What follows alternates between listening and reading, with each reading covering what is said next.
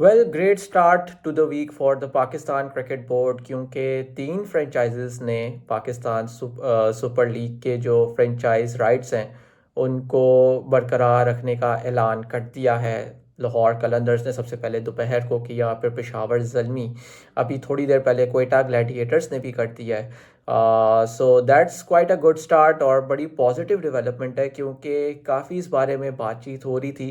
कि दो नई टीम्स तो आनी ही हैं अगले एडिशन से पहले, जो कि अप्रैल और मई में खेला जाएगा। लेकिन क्या जो करंट ओनर्स हैं इनमें से कोई पीछे हट जाएगा, और क्या जो एग्जिस्टिंग टीम्स हैं उनको फिर से रीसेल करना पड़ेगा मार्केट में या नहीं। कम से कम वो तो अभी फ़िलहाल पीएसएल के लिए लग रहा है, पीसीबी के लिए लग रहा है कि वो सर दर्द नहीं होगा, क्योंकि 6 में से 3 फ्रेंचाइजेस ने तो अभी अनाउंस कर दिया आज। और लग यूं ही रहा है कि बाकी जो 2 फ्रेंचाइजेज हैं एक्सेप्ट फॉर मुल्तान सुल्तान्स, वो भी आने वाले दिनों में ऑफिशियली पाकिस्तान क्रिकेट बोर्ड के साथ अनाउंस कर देंगे कि वो फ्रेंचाइज राइट्स एक्सटेंड करेंगे अगले एक डेकेड के लिए। मुल्तान सुल्तान्स ऑफ कोर्स जिस तरह से एक फियास्को सारा अनफोल्ड हुआ, और एक जिस तरह से अब एक पब्लिक बैटल में वो पाकिस्तान क्रिकेट बोर्ड के साथ इन्वॉल्व हैं। So it will be interesting to see कि क्या इनकी जो करंट ओनरशिप है वो कंटिन्यू करती है या नहीं करती मुल्तान सुल्तान्स के राइट्स के साथ, या मुल्तान सुल्तान्स फिर से मार्केट में जाएगी और बिकेगी। एक दफ़ा ऑलरेडी पहले मुल्तान सुल्तान्स जो है मार्केट में जाके बिक चुकी है, जब Shan group had to pull out because वो फ्रेंचाइज फी जो थे एक एडिशन के बाद पाकिस्तान क्रिकेट बोर्ड को नहीं दे सके थे, and this was back in 2019, जिसके बाद लेट आलमगीर तरीन स्टेप्ड इन और उन्होंने बड़े एक अच्छे दाम के ऊपर मुल्तान सुल्तान्स के राइट्स खरीदे थे। खैर, आज की वीडियो जो है मैंने सोचा मैं दो चीज़ों को डिस्कस करूं। एक तो नंबर वन, बातचीत हो रही है कि जो नई वैल्यूज़ हैं वो क्या हैं, और हमने लाहौर कलंदर्स की देखी 56% का फिगर पता चला कि अब उनको जो उनकी ओरिजिनल प्राइस थी उससे 56% ज़्यादा देना है।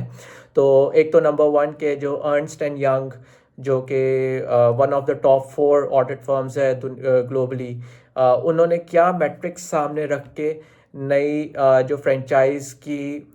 वैल्यू थी वो असर्टेन की। और सेकेंडली फिर मैंने सोचा मैं ये भी आपसे डिस्कस करूं कि अगर आपको नई फ्रेंचाइज ख़रीदनी है, दो में जो 2 फ्रेंचाइजेज आ रही हैं, अगर उसमें से एक आप फ्रेंचाइज ख़रीदना चाहते हैं तो उसका क्या प्रोसेस होगा। सबसे पहले तो हम आ जाते हैं जो कि नई वैल्यू इन 6 फ्रेंचाइजेस की लगाई गई है या इन 6 टीम्स की लगाई गई है, वो कैसे लगाई गई है।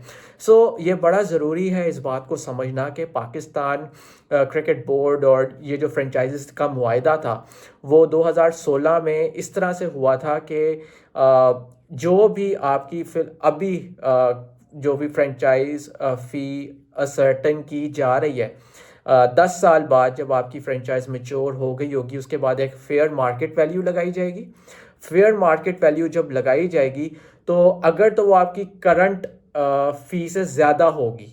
तो आपको उसका 25% प्लस जो आप करंटली पे कर रहे हैं आपने वो देना होगा। या तो अगर आपकी जो फेयर मार्केट वैल्यू है वो कम लगाई जाती है आपकी करंट प्राइस से, तो आपको जो अपनी करंट प्राइस है उसका 25% इन एडिशन जो आप अभी दे रहे हैं वो देना होगा। तो सिर्फ मुल्तान सुल्तान्स है जो कि सेकंड सिनेरियो में आता है। तो हम ये सर्टन करते हैं कि अर्नस्ट एंड यंग जो कि जिसने ये वैल्यूएशन की, एक इंडिपेंडेंट इवैल्यूएटर को पीसीबी ने हायर किया और जिन्होंने ये वैल्यूएशन की वो किस तरह से हुई, उन्होंने क्या मैट्रिक्स मद्देनज़र रखते हुए टीम्स की जो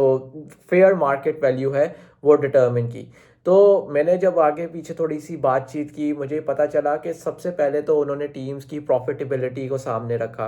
कि कौन कौन सी टीम कितने अरसे से प्रॉफिट में जा रही है और किस तरह से उनकी प्रॉफिट है। सेकेंडली उन्होंने जो ब्रांड रिकग्निशन है उसने एक बहुत बड़ा रोल प्ले किया। ब्रांड रिकग्निशन के अंदर सबसे आ जाता है कि आपकी टीम पॉपुलर कितनी है, कितनी उसको रिकग्नाइज किया जाता है, स्पॉन्सर्स वो कितने अट्रैक्ट कर लेती है, एक ये चीज़ उसके अंदर सर्टन की गई। तीसरा कि आपकी जो आपकी टीम एरिया कवर करती है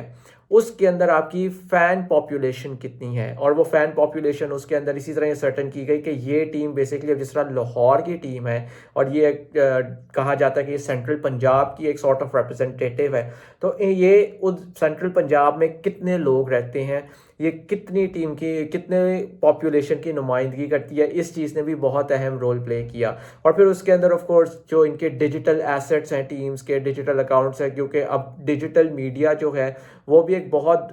कमाल सोर्स ऑफ अर्निंग है टीम्स के लिए all around the world, franchises के लिए, कंपनीज के लिए। तो इनकी डिजिटल मीडिया पे फॉलोइंग कितनी है एंड ऑल, इन सब चीज़ों को भी मद्देनज़र रखा गया। तो ये मोटे मोटे मैट्रिक्स थे जिसको EY ने डिटर्मिन किया, जिसके ऊपर वर्किंग की, और फिर उसके बाद उन्होंने डिटर्मिन किया कि अब इनकी जो फ्रेंचाइज वैल्यू है आज 10 साल बाद PSL शुरू होने के, वो कितनी है।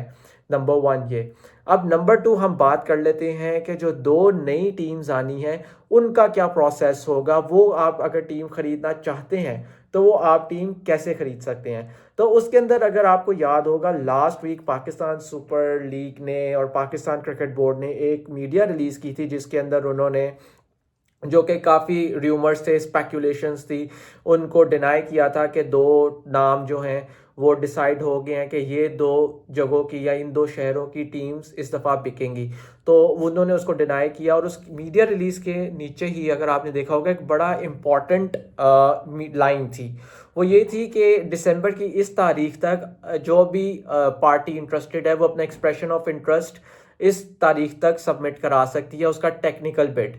सो टेक्निकल बिड क्या होता है? Technical bid basically Pakistan cricket board जो है वो चाहता है कि वो अपने आप को सेफ करे, अपने आप को सिक्योर करे कि जो भी एक्सप्रेशन ऑफ इंटरेस्ट लेके आ रहा है वो इस काबिल हो कि वो टीम को अगले 10 साल रन कर सके। क्योंकि हमने ये देखा था मुल्तान सुल्तान्स के साथ ये हुआ था 2018-19 के अंदर। जब 2018 के अंदर टीम आई तो 2019 के अंदर एक चेंज ऑफ ओनरशिप हो गया, क्योंकि शॉन सर्कल जो है वो, जो शॉन ग्रुप सॉरी जो है वो अपना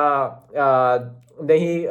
फाइनेंशियल ऑब्लिगेशंस को मीट कर पाए पहले साल के बाद। Shan circle by the way, क्योंकि मैं बहुत अरसा कराची रहा हुआ हूँ तो वहाँ पे एक बड़ा मशहूर चौरंगी है शॉन सर्कल के नाम से, तो इस वजह से, और वो by the way Shan group के नाम के ऊपर ही है, इस वजह से मेरे मुंह से निकल गया। सो शॉन ग्रुप ऑफ प्रॉपर्टीज़ जो है उनके पास पहले मुल्तान सुल्तान थी, जिसके बाद फिर आलमगीर तरीन साहब ने ले ली। तो वो उस तरह का कोई फिर से सिनेरियो ना खड़ा हो जाए, इस वजह से technical bid Pakistan cricket board ने इनवाइट किया। और उस टेक्निकल बिड के अंदर क्या होगा, एक तो नंबर 1, आप जो भी एक्सप्रेशन ऑफ इंटरेस्ट जाहिर कर रहे हैं उनको अपनी बिजनेस एक्टिविटी डिफाइन करनी पड़ेगी कि वो क्या बिजनेस करते हैं, किस इंडस्ट्री में करते हैं, क्या वो रजिस्टर्ड कंपनी है या नहीं है, अगर रजिस्टर्ड है तो वो कहाँ पे रजिस्टर्ड कंपनी, ऑफ कोर्स आपका रजिस्टर्ड कंपनी होना ज़रूरी है। और अगर आप कंसोर्शियम भी हैं, अगर आप किसी 2 कंपनीज मिल के अगर बिड करना चाह रही हैं कंसोर्शियम बना के, तो क्या उनकी स्टैंडिंग है दोनों पार्टीज़ की।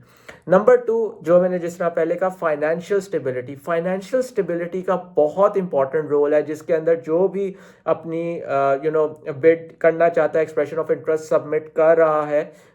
इस टेक्निकल बिड के लिए, उसके अंदर ये देखा जा रहा है कि इनके कैश फ्लोज कैसे हैं, इनकी जो बाकी फाइनेंशियल स्टेटमेंट्स हैं वो कैसी हैं, एंड ऑफ कोर्स सिर्फ ये नहीं कि आज कैसी हैं, पिछले कुछ अरसे में वो उनका क्या स्टेटस रह गया हुआ है। और फिर तीसरा, एडमिनिस्ट्रेटिव एक्सपीरियंस के जो भी कंपनी आ रही है, ये जिस भी इंडस्ट्री में है, इनकी एडमिनिस्ट्रेटिव एक्सपीरियंस उस इंडस्ट्री में कैसा है, ताकि हम असर्टन कर सकें कि अगर ये टीम खरीद भी रहे हैं तो क्या ये टीम चला सकते हैं या नहीं। ऑफ कोर्स जो भी नई पार्टी आएगी, जो भी नई टीम आएगी, कंपनी आएगी, वो उनको क्रिकेट रिलेटेड लोग तो अपनी टीम एक नई बनानी पड़ेगी, रखने ही पड़ेंगे, लेकिन स्टिल जो ओनरशिप है उनका कैसा एडमिनिस्ट्रेटिव एक्सपीरियंस है। तो अगर आप ये जो मोटे मोटे चेक बॉक्सेस हैं, अगर आप इनको टिक कर जाते हैं पाकिस्तान क्रिकेट बोर्ड की नज़र में, फिर आपको 6 जनवरी को बुलाया जाएगा ऑक्शन के लिए, जो कि पाकिस्तान क्रिकेट बोर्ड ने बताया कि पहली दफ़ा होगा कि पाकिस्तान सुपर लीग टीम्स का ऑक्शन होगा, क्योंकि ये जो 6 फ्रेंचाइजेस पहले बिकी हैं इनकी एक क्लोज्ड बिड्स हुई हैं। उसके अंदर आपको रिजर्व प्राइस जो है वो भी सीक्रेट होता था, आपने एक बिड सबमिट करनी होती थी कि हम इतनी बिड करेंगे इस टीम के लिए, और वो फिर बिड ओपन होती थी सब पार्टीज के सामने, और जिसकी भी हाईएस्ट बिड होती थी उसको, जिसे कहते हैं, वो टीम दे दी जाती थी। तो इस तरह से ये पहले टीम्स जो है सेल हुई हैं। लेकिन अब एक ओपन बोली होगी, ऑक्शन होगा, उसके अंदर एक बेस प्राइस से शुरू किया जाएगा बोली को, और फिर जो भी सबसे ज़्यादा बोली लगाएगा, जो दो पार्टीज, उनको फ्रेंचाइज राइट्स दे दिए जाएंगे। और फिर जिस तरह पाकिस्तान क्रिकेट बोर्ड ने 6 टीम्स की फहरिस्त जारी की है, उसके अंदर उनको फिर ऑप्शन दिया जाएगा कि ये 6 शहर हैं जो आपके पास अवेलेबल हैं, अगर आप इनमें से जो भी पिक करना चाहते हैं शहर, आप पिक कर लें। और फिर उस तरह से जो नई 2 फ्रेंचाइजेस हैं वो पाकिस्तान सुपर लीग का पार्ट बनेंगी। तो ये मैंने सोचा कि क्योंकि आजकल काफ़ी पाकिस्तान सुपर लीग के हवाले से, नई टीम्स के हवाले से, करंट टीम्स की जो बिडिंग है, जो सॉरी करंट टीम्स की जो इवैल्यूएशन है, इसके हवाले से बातचीत हो रही थी, तो मैंने सोचा एक छोटी सी वीडियो बना के आपके साथ सारा प्रोसेस शेयर करूं। If you like the video तो प्लीज़ सब्सक्राइब कीजिएगा, दोस्तों के साथ शेयर कीजिएगा, कमेंट्स में मुझे ज़रूर बताइएगा if there is any particular topic या area that you want me to discuss. Thank you so much.